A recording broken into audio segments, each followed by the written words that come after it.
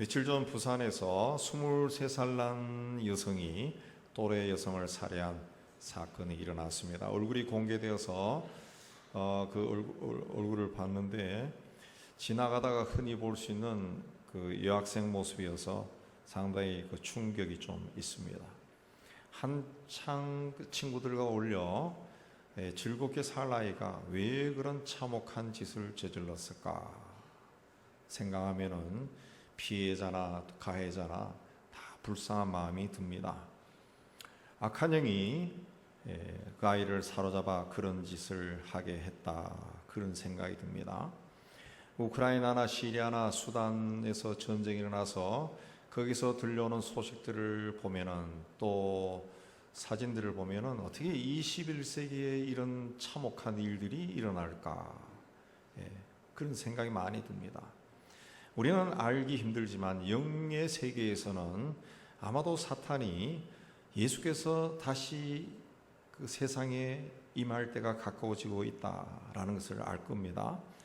그래서 하나님이 지은 세상을 파괴하고 오염시키고 더럽게 만드는 일들이 점점 심해지고 강해져 가고 있는 것 같습니다. 바울은 디모데에게 말세가 되면 사람들이 자기를 사랑한다 그랬는데 요즘은 자기를 사랑하는 것이 지나쳐서 나 아닌 상대방의 삶은 인정하려고 하지 않습니다. 모든 것을 자기중심적으로 생각하고 말하고 행동합니다. 그래서 정도 없고 원통함을 풀지 않고 모함하고 사납고 선한 것을 좋아하지 않습니다. 그래서 바울은 말세는 고통하는 시대다 그랬습니다. 또 돈이 우상이 되어 있습니다. 그래서 각종 사기 사건이 그치지 않고 일어납니다. 힘들고 어려운 일을 겪으면서 사람들 마음에 있는 상처도 치유가 되지 않습니다. 그 상처가 한으로 남아서 그 마음에 화를 품고 다니는 사람들이 우리 주변에 굉장히 많은 것 같습니다. 그래서 평범한 보통 사람이 어느 날 갑자기 마귀처럼 행동하는 그런 악한 시대에 우리가 살고 있습니다. 정말 길 가다가 어떤 사람을 만날지 두려운 그런 시대에 살고 있습니다. 우리가 인생을 살아가면서 어떤 사람을 만나느냐 굉장히 중요합니다. 그래서 우리는 매일매일 좋은 사람을 만나게 해달라 기도해야 돼요. 우리 자녀들을 위해서, 또 손자들을 위해서, 또 부모 형제를 위해서 기도할 때 정말 좋은 사람 만나게 해달라 기도해야 돼요.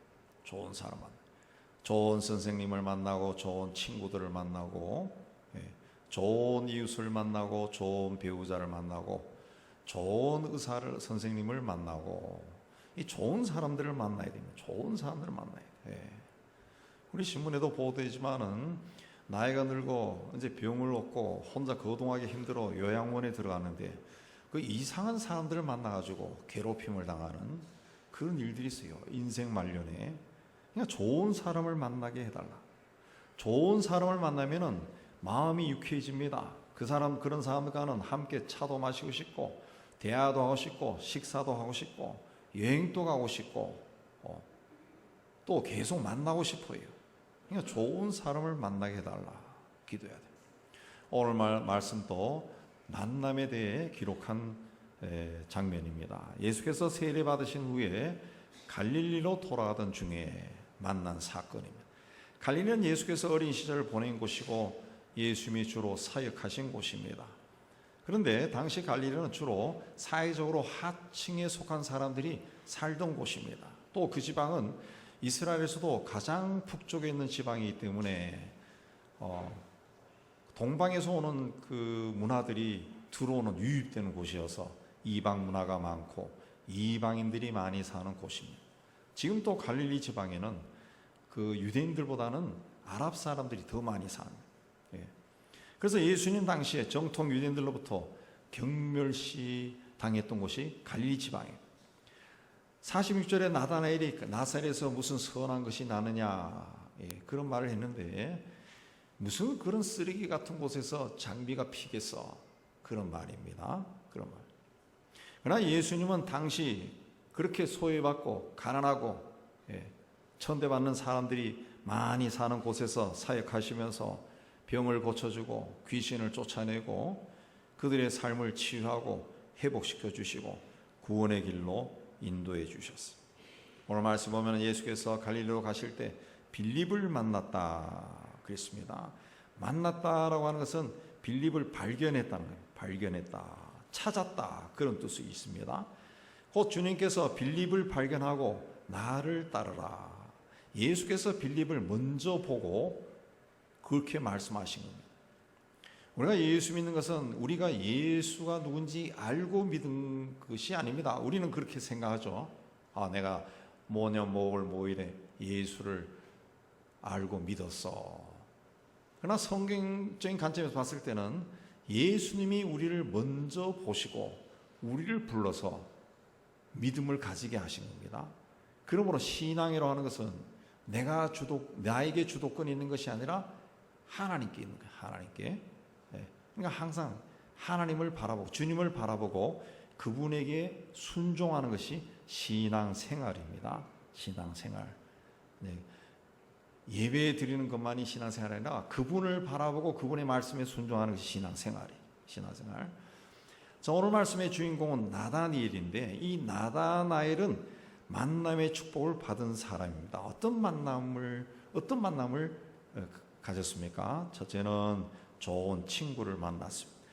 오늘 말씀에 빌립은 안드레와 베드로와 한 동네 베세다 사람이다.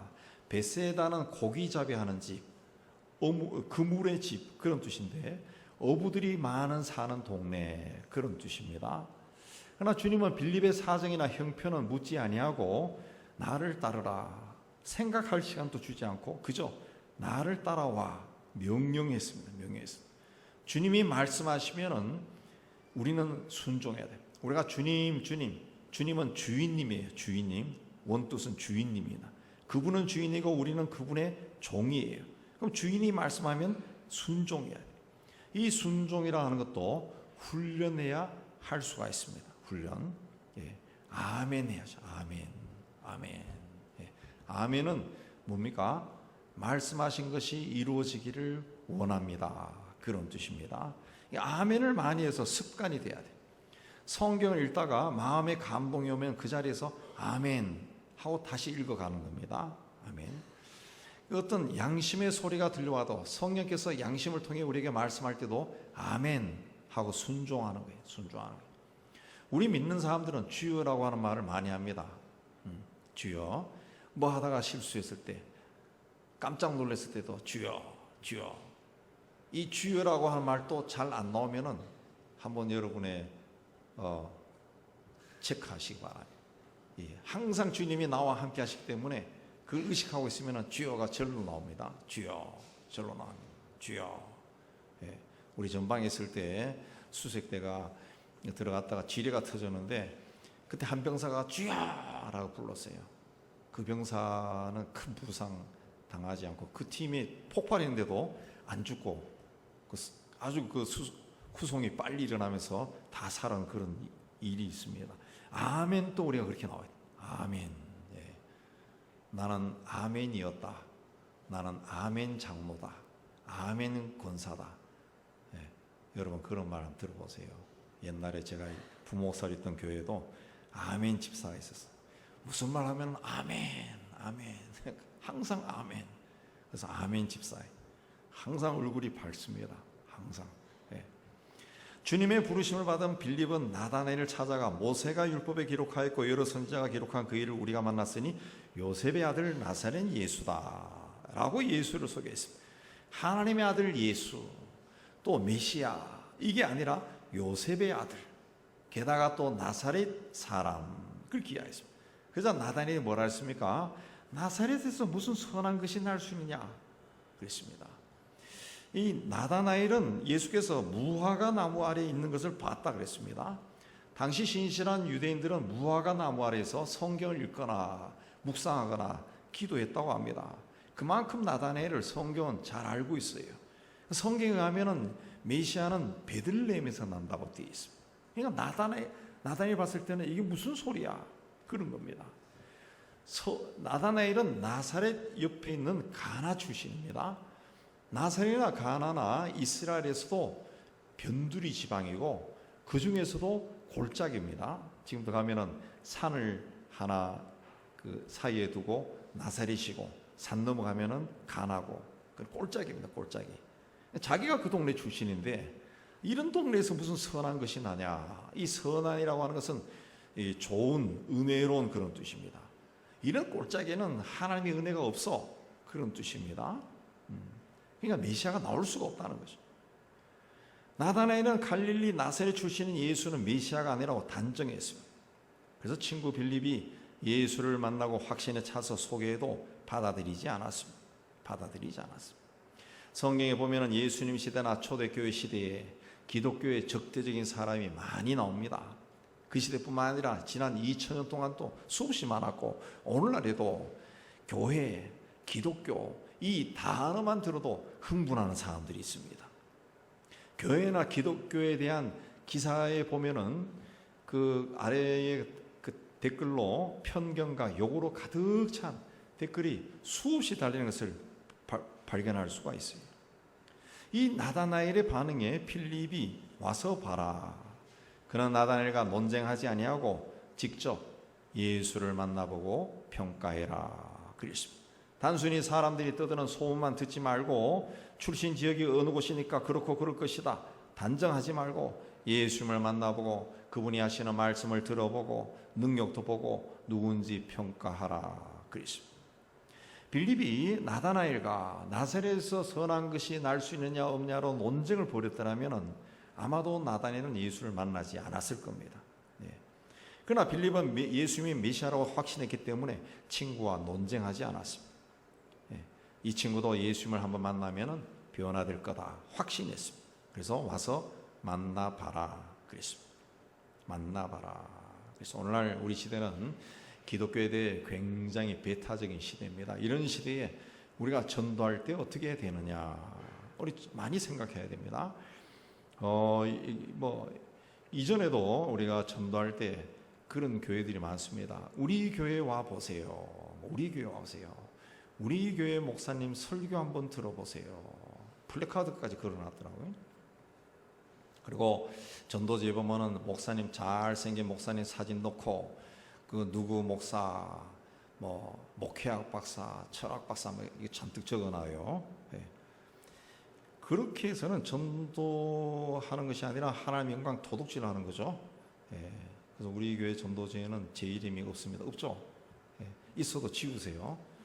뭐 잘생기지도 못해서 사진도 박을 이유도 없고. 전도는 교회에 가자라고 해서는 안 되고 예수 그리스도가 누구냐 그걸 말해야 돼요. 그렇게 말하기 위해서는 내가 먼저 예수 그리스도가 누구냐 확신이 있어야 돼요. 빌립처럼 확신이 있어야 돼요. 그러면 이 사람이 극렬하게 반대해도 그게 모욕으로 느껴지지 않아요. 우리 여러분 전도해보죠. 전도할 때 굉장히 이상한 사람 만나면 막 기분이 나빠요. 그 전도고 보고 한 대 때리고 싶은 그런 마음이 들어요. 근데 예수가 누구라는 걸 내가 확신을 가지고 있으면 상대방으로부터 어떤 말을 들어도 그 감정에 동요가 없습니다. 빌립과 똑같습니다. 빌립은 예수에 대해서만 이야기한 거예요. 예수에 대해서. 나다나엘은 이런 친구 덕분에 예수를 만나고 그리스도로 영접했어요. 좋은 친구는 내 삶을 풍성하게 해줍니다. 나에게 빛을 비춰줍니다. 여러분 또 좋은 친구, 좋은 이웃을 만나서 행복하고 유익한 삶을 살기를 주의 이름으로 축복합니다. 두 번째, 자기를 알아주는 분을 만났어요. 예수님은 나다나엘을 처음 만났을 때 보라 이는 참으로 이스라엘 사람이라 그 속에 간사한 것이 없다. 이스라엘은 원래 누구의 이름입니까? 야곱의 이름이야. 야곱이라는 이름 자체가 간사한 자, 속이는 자라는 뜻입니다. 야곱 이퀄 속이는 자. 근데 이스라엘은 하나님 만나고 난 다음에 바뀐 이름이죠. 이스라엘은 하나님의 약속에 들어온 자라는 뜻이죠. 그러니까 이 사람 봐라. 참 이스라엘 사람이다. 간사한 것이 없다. 이 사람은 하나님의 사람이다. 그렇게 평가한 겁니다. 그렇게 평가. 나다나엘이 예수에 대해서 그 마음을 열지 않았지만은 예수님은 이 사람이 참 정직한 사람이구나. 그걸 깨닫고 그걸 칭찬하신 겁니다. 칭찬한 겁니다. 윌리엄 멘토 그레임이라고 하는 사람은 55세 은퇴할 때까지 학교 선생님으로 일했던 사람인데, 이분은 남북전쟁을 승리로 이끌었고 노예를 해방했던 미국의 16대 대통령 링컨의 스승입니다. 링컨 대통령의 스승입니다. 이 사람은 너무 가난해서 정규 학교 교육을 제대로 받지 못했던 링컨을 만나서 이 사람의 됨됨이를 보고 정직하고 인격 품성이 훌륭하니까 이 사람에게 문법을 가르쳤습니다. 청년에게 문법을 가르치고 정확하고 간결하게 말하는 법을 훈련시켰습니다. 그래서 훗날 그 에이브라함 링컨이 게티스버그 연설이라는 명문을 쓸 수 있게끔 한 사람입니다. 그리고 이 사람은 이리저리 떠돌던 가난한 링컨에게 측량 기술을 가르쳐서 뉴셀렘이라는 동네에 정착하도록 해줬습니다. 거기서 안정된 생활을 하면서 링컨이 정치인으로 성장합니다. 훗날 대통령이 되어서 링컨이 자신이 대통령 되는데 결정적인 도움을 준 분이 바로 그레이엄 선생님이었다. 그렇게 고백했어요.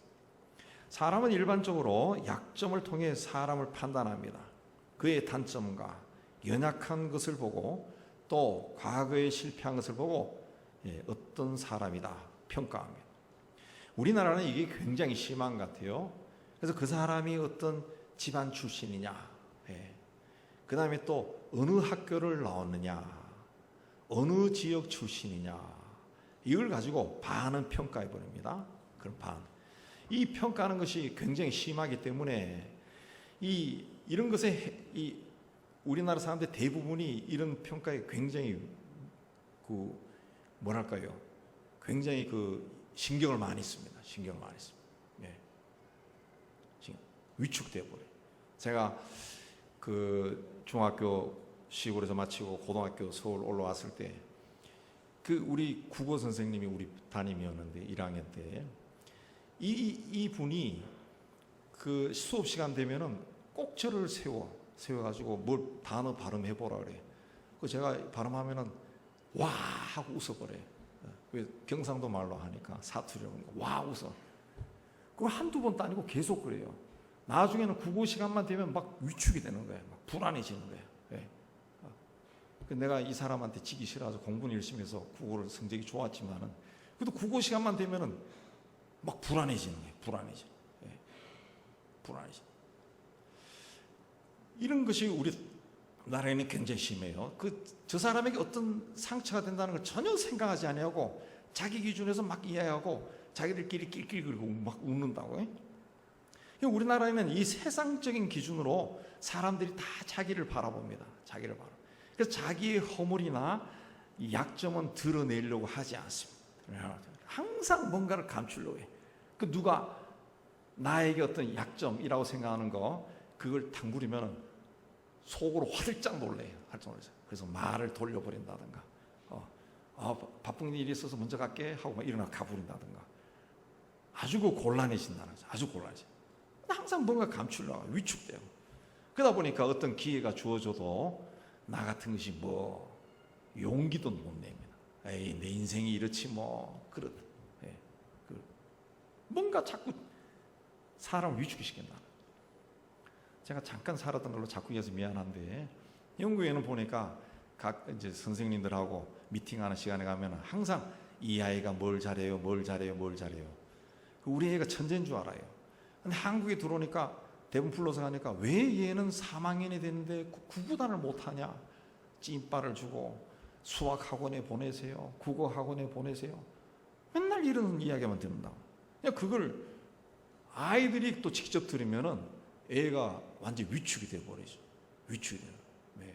우리나라는 못하면은 우리 시대도 요즘은 안 그러겠지만 우리 가끔 우리 학교 동창들끼리 만나면은 야 요새 그러면은 그 선생님 아마 학교에서 쫓겨났을 거야 그런다. 우리 시대 어떻게 했습니까? 중간고사 끝나면은 성적 쫙 보고 몇 점 밑으로 막 이름 막 부르면은 앞으로 불려나가. 그럼 뒤에 가서 그냥 그 대걸레 그 봉을 들고 와서 막 엉덩이를 막 두들겨 팬다고 무슨 해병대처럼 뻑뻑하고 다 쓰러지죠. 쓰러지고 막 그런 일이 얼마나 많았어요. 그러니까 막 사람이 막 위축이 되는 거예요. 또 공부 좀 잘하면은 다 앞줄로 또 불러내가 고 앉게 하고 못하는 놈들은 다 쓰레기통 옆에 앉게 하고, 그런 일이 노골적으로 벌어졌다. 우리 시대에 그랬다는 거죠. 그러니까 그런 환경에서 막 자라니까 못하는 애들은 계속 아이고 내 같은 것이 뭐 포기해버립니다. 예. 그 자기의 허물과 약점을 자꾸 감춰요. 미국의 클린턴 대통령이 그 아버지가 중장비 판매원이었는데 클린턴이 태어나기 3개월 전에 교통사고로 세상을 떠났죠. 너무 가난해서 4살 때 어머니가 재혼을 했습니다. 근데 이 계부가 술에 취하면 아내와 그 배달하는 아들을 막 폭행하고 클린턴도 막 두들겨 맞아요. 예. 그래서 클린턴이 그래도 엄마와 배달은 동생 보호하려고 이 조숙 일찍 사람이 깨었답니다. 조숙했다. 그래도 어린 시절에 범죄와 폭력이 들끓는 지역에서 불우한 시절을 보냈어. 가난한 동네에서 불우하게 보냈어. 그런 그에게 초등학교 때 다녔던 교회 학교 선생님이 너는 아버지가 돌아가셨지만은 아버지보다 더 좋은 영의 아버지가 있다. 그분이 하나님이시다. 그분을 아버지로 삼고 힘들 때마다 그분과 상의하고 그분께 내 인생을 맡기면은 너는 승리할 거야. 믿음을 심어줬다고 합니다. 요나단은 왕의 아들이었습니다. 성경에 보면은 그가 다윗을 자기 생명처럼 사랑했다. 왜 그랬습니까? 다윗을 만나보니까 이 다윗의 품성이나 인격이나 자질이나 신앙이 굉장히 좋은 거예요. 세상에 이런 친구가 있나 해서 그렇게 아꼈다는 거죠. 그걸 아버지 사울 왕이 굉장히 싫어했어요. 그래서 성경에 보면 아들을 불러가지고 야 이 녀석아, 네가 그렇게 하면은 너에게도 손해고 네가 앞으로 이 나라를 다스릴 때도 제가 너에게 가시처럼 될 거야. 그렇게 막 야단까지 쳤습니다. 그럼에도 다윗을 보호해 줬습니다. 아마 요나단이 없었으면 다윗은 성군이 되지 못했을 거예요. 다윗이 그런 위대한 업적을 남긴 것은 다윗이 어떤 사람이고 어떤 그릇인지 잘 아는 요나단이 옆에 있었기 때문에 그렇습니다. 예수는 사람에게 그 사람만이 가지고 있는 좋은 것이 있다고 생각하고 그 사람을 바라보십니다. 세상적인 기준에서 사람을 평가하지 않습니다. 그래서 예수를 만나면 세상 누구도 다 변화가 됩니다. 불행한 사람이 행복해지고 부정적인 사람도 긍정적으로 변하고 자신감이 없이 뭔가에 눌려 지내던 사람들도 용기를 가지게 됩니다. 겁을 먹고 두려워하던 사람들도 담대해집니다. 나다나엘은 자기를 가장 잘 알고 있던 사람을 만났습니다. 우리도 우리를 가장 잘 알고 계시는 주님을 만나서 그분을 섬기며 신앙생활을 하고 있습니다. 주님은 우리의 모든 것을 가장 잘 알고 계십니다. 그래서 주께서 수고하고 무거운 짐진 자들아 다 내게로 오라 내가 너희를 쉬게 하리라 그랬습니다. 주님 앞에 가면 우리가 편안해질 수 있습니다. 주님과의 만남의 깊이가 날마다 더해지면서 주께서 주시는 복을 받아 누리는 여러분 되시기를 주의 이름으로 축복합니다. 세 번째, 나다나엘은 그리스도를 만났습니다. 48절에 빌립이 너를 부르기 전에 내가 무화과 나무 아래에 있을 때 보았노라 그랬습니다. 빌립이 너를 찾아갔을 때 나는 네가 무화과 나무에서 뭘 하고 있는지 다 알고 있었다 그랬습니다. 이 말을 듣고 나다나엘이 납비요 당신은 하나님의 아들이요 이스라엘의 임금입니다 그런 고백을 했습니다. 아마도 이 말씀으로 봤을 때 나다나엘은 무화과 나무 아래서 오실 메시아를 묵상하고 있었을 겁니다. 그런데 예수께서 그걸 알고 계신 거예요. 그러니까 나다나엘은 이분은 전지전능하신 분이구나. 그래서 하나님의 아들 이스라엘 임금이라고 고백했는데 하나님의 아들 이스라엘의 임금은 메시아라고 하는 고백입니다. 메시아라고 하는 고백이에요. 자기가 메시아를 묵상하고 있는데 이분이 네가 거기서 뭘 하고 있는지 나 다 알고 있었어. 깜짝 놀란 겁니다. 그래서 당신은 메시아입니다. 그 고백한 겁니다. 그런데 예수님은 나다나에게 무화과 나무 아래에 있던 너를 내가 알고 있었다는 것을 보고 놀라지 말라. 더 큰 일을 보게 될 거다. 그렇습니다. 이게 뭡니까? 하늘이 열리고 하나님의 사자들이 인자 위에 오르락내리락 하는 것을 보리라. 하나님의 사자들이 인자 위로 오르락내리락 한다. 인자 위로 오르락내리락. 하나님의 사자들이 제 위로 오르락내리락 한다. 그럼 내가 뭡니까? 내가 사다리라는 거죠. 예수님 자신이 하나님과 세상을 잇는 사다리 역할을 하신다는 것이죠. 하나님의 사자들이 나를 밟고 막 올라갔다 내려갔다 한다는 거죠. 하나님과 인간 사이의 중보자라고 말씀한 것. 디모데전서 2장 5절에 하나님은 한 분이시요 하나님과 사람 사이의 중보도 한 분이시니 곧 사람이신 그리스도 예수다. 그리스도. 예수를 만난 나다나엘은 예수면 하나님의 아들 그리스도다 고백했습니다. 예수를 만나면 삶이 달라집니다. 보는 것이 달라지고 생각하는 것이 달라지고 듣는 것이 달라집니다. 말하고 행동하는 것이 달라집니다. 지금까지 나만을 생각하고 살았다면 이제는 주님이 기뻐하시는 것이 무엇인지 생각하게 돼요. 삶의 방향이 달라지고 목적이 달라지고 예수께서 나다나엘이 자기가 오는 것을 보시고 보라 이는 참으로 이스라엘 사람이라 그 속에 간사한 것이 없다. 예수는 나다나엘이 어떤 사람인지 이미 알고 계셨어요. 그러나 나다나엘을 직접 부르지 않았습니다. 예. 빌립을 부르셨듯이 나다나엘도 부르실 수 있었지만 그렇게 하지 않았어요. 빌립에게 나다나엘을 인도하도록 하신 겁니다. 하나님은 강권적으로 역사할 수 있습니다. 지금도 우크라이나나 이 모든 세상의 전쟁 그치게 할 수 있고 김정은이 마음도 확 변화시킬 수가 있습니다. 예. 갑자기 제가 전화 걸어가지고 우리 통일합시다. 조건 없습니다. 이렇게 할 수도 있어요. 그런데 하나님은 그렇게 하지 않습니다. 인간에게 자유의지를 줬어요. 하나님이 그런 것까지 다 장악하는 거 하나님이 원하지 않습니다. 하나님의 인간들이 스스로 선한 것을, 정직한 것을, 의로운 것을 선택해서 그 길로 가는 것을 원하십니다. 그래서 빌립을 통해서 나다나엘을 데리고 오게 하신 거예요.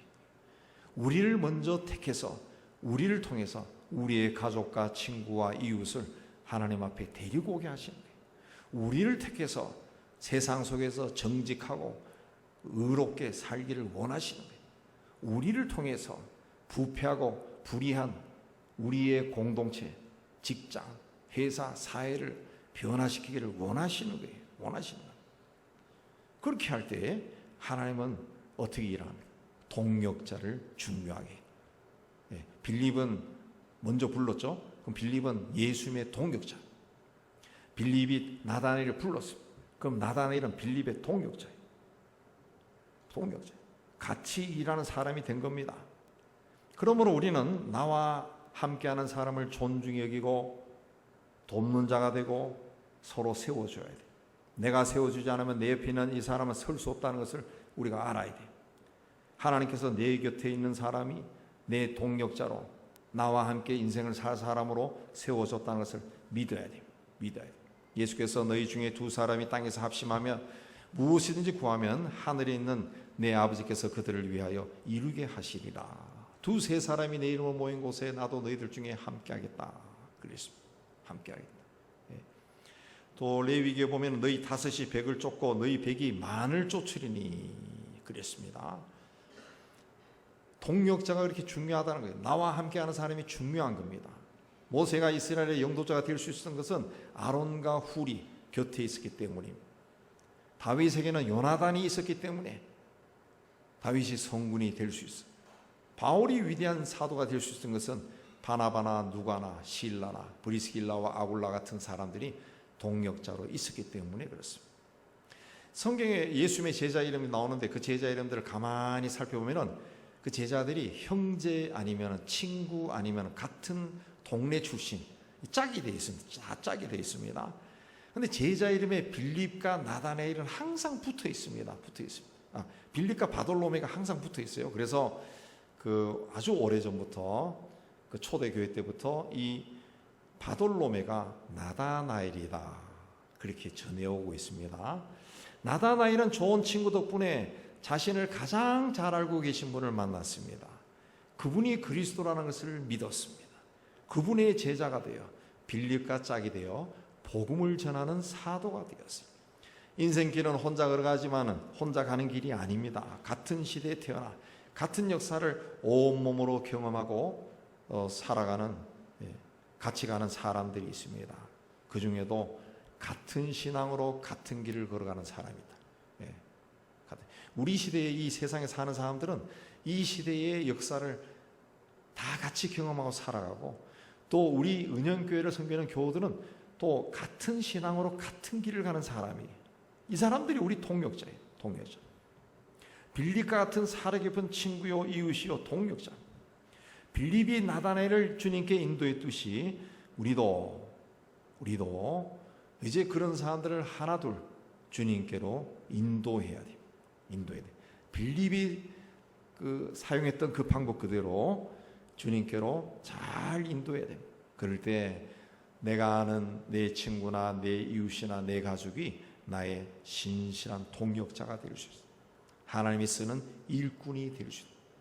구원받는 정도가 아니라 하나님의 사람이 될 수 있다는 거죠. 나다나엘처럼 항상 하나님의 은혜를 사모하시기 바랍니다. 무화과 나무 아래에서 하나님의 말씀을 묵상하시기 바랍니다. 그러면 하나님의 은혜가 어느 날 임해서 좋은 친구의 인도함을 받고 주님의 사랑을 받고 주님이 주시는 복과 은혜 가운데 살게 됩니다. 이 은혜와 축복이 여러분에게 임하기를 주의 이름으로 축복합니다. 하나님 아버지, 우리가 인생 살아갈 때 참 많은 사람들을 만납니다.